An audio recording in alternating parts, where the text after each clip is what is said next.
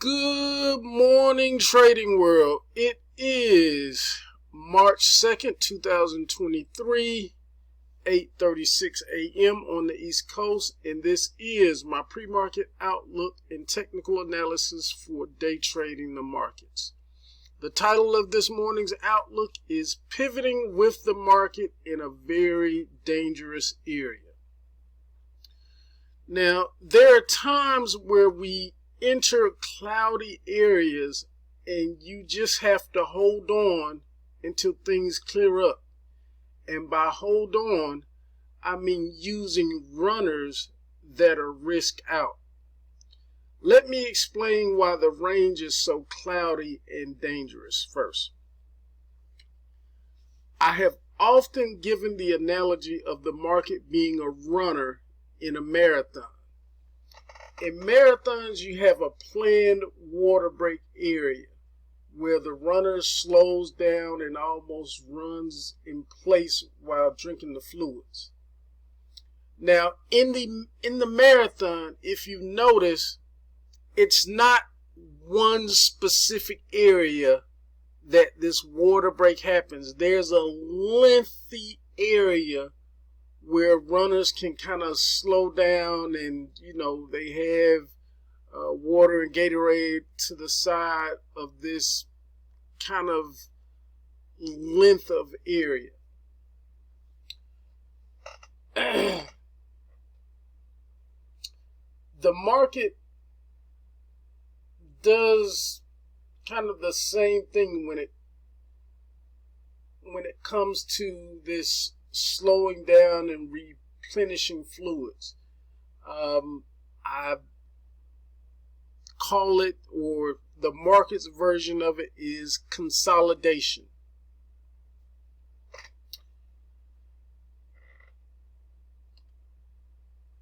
Now, when the market does this on smaller time frames, it's relatively easy to pick out the rest area or consolidation range. If you watch my levels, you notice that there is always a variance. For example, I could narrow down resistance levels to specific, like 393.22. But because of the principle of variance, I give a range of 393 to 394. This is on a smaller time frame with a range of 2.1 SPY points. You have to look at variance as plus or minus added to that exact level. Now, pretend we have a variance of 20%. I say pretend because I don't go through the trouble of doing this math pretty much any time. I usually estimate it because it goes on between different time frames. But for now, let's just pretend that there's a variance of 20%. Variance on the smaller time frame range of 2.1 SPY points would add plus or minus 0.42 SPY points to that exact level, up or down. So this is that kind of area in the marathon of how long this break area is where the runners are running through. That's the equivalent. So now when it comes to the larger time frames like the weekly and monthly, which are in control right now, the variance becomes a huge cloudy area. The weekly time frame has a range of 61 SPY points, which would be a variance of plus or minus 12 or so SPY points. Now, with the consolidation range that big, plus the fact we are in a shift of momentum, meaning a change of or continuation of trend, there is no smart way to position yourself in the middle of this, at least not overnight. Now, you can take advantage of swings while you watch, but I wouldn't trust this market with new money overnight. The only thing I have right now, position-wise, are longer term short positions that I've been holding for a month or more now, and a runner from a shorter dated short position. Anything else I do right now is in today, out today, with the exception of a runner. Now, I usually trade in multiple of threes. So if I take an intraday position and I make enough profit on the closing of the first two positions to pay for the complete loss of the third, then I hold the runner overnight. The reason this is important right now is that, number one, understanding risk is always important. Number two, we are shorting in a hole right now that we have no idea how far the bottom goes. So when we do find the bottom, the bottom of this, it's going to be very sudden, and it's going to be V-shaped. So having the luxury of seeing, a specific type of pattern when the bottom forms, you're not going to have that. So you're holding on runners to a certain point to when you can see where we get a spike in either VIX, we get a spike in the dollar, or just a certain level of preference where you feel this is the bottom, which is the best. Because if you try to get greedy and try to hold on to everything and try to make every penny, you'll end up making nothing. So the whole point of me holding on to the runner is, for myself, I have the market maker's weekly expected move in mind as a target. That's my first target. And that weekly market maker's move on the SPY, let me bring that up. It's the bottom or lower end is 398, or it's around 398.86. And we've already gone past, let me make sure.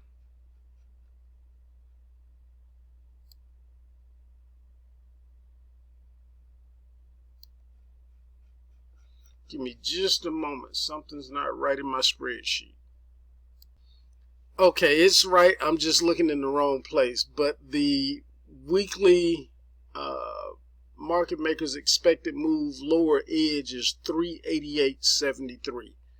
So I'm looking for us to pierce that at some point. It probably won't happen today, but I'm thinking pre-market overnight going into Friday, we're probably going to start off somewhere in that area or venture to it at some point. So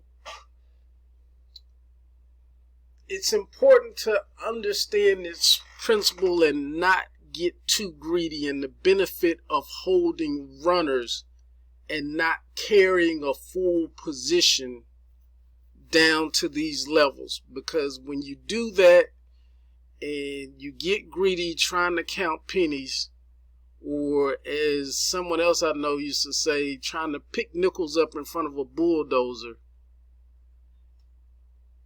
at some point when you get greedy, you're going to get flattened by that bulldozer. So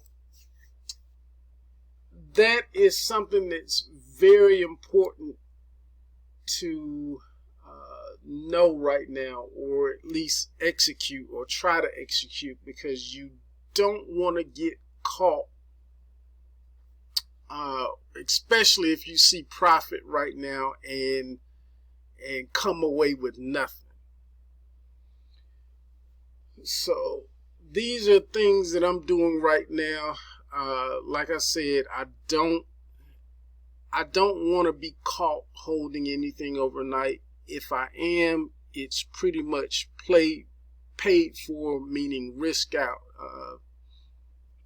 So that's how we have to trade right now. Moving on, let's get to the key levels to watch for today. All right, here we are with the key levels of the day. Starting on the support side, we have our jack support at 391 to the 390 area.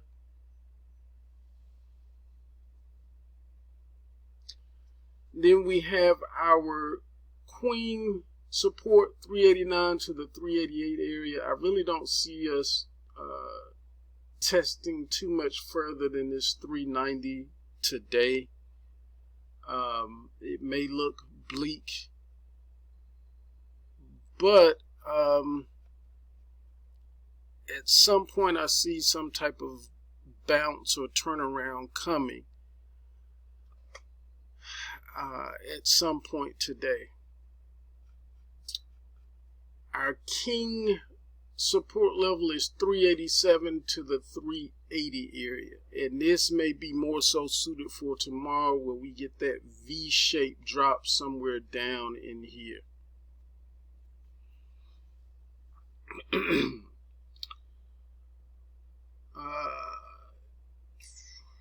On the resistance side, we have our jack resistance 393 to the 394 area. Our queen resistance 395 to the 396 area, and then king resistance 397 to the 402 area.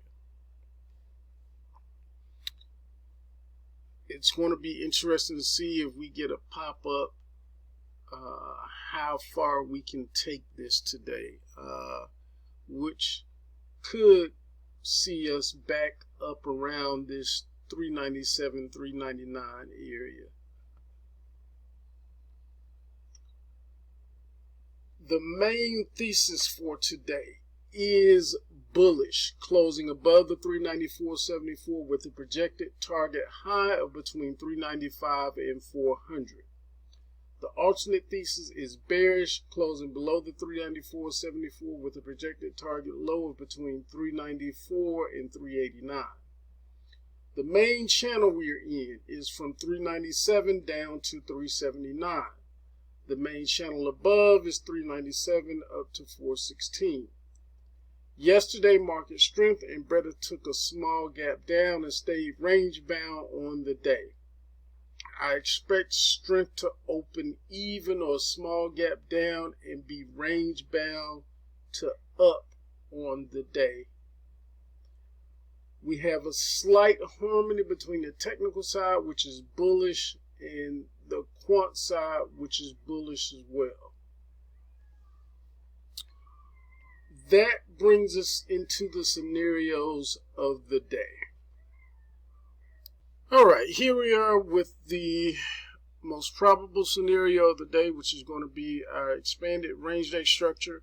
We could begin the day down a little, but building momentum to the upside for a good portion of the day, only to see the beginnings of another reversal. This is our expanded range day structure. All right, our next scenario is our rounded reversal day type structure. We could get a continued push lower toward the jack or queen support area, find midday chop around either the queen or king support before going back up with the same energy or force we went down with the first part of the day. This is our rounded reversal day type structure. All right, our last scenario is our trend day up. And it's important to note that the vice versa scenario is actually the most important one on this scenario right now. But I'm going to go through the trend day up and then the vice versa. On the trend day up, if we get an extended run pre-market that gets us to a state where we open gap up, we could then come back and push back toward that previous close represented by the blue line, and then find support on or before that previous close, then begin the uptrend for the day. We usually find midday chop around either the possible queen or king resistance area,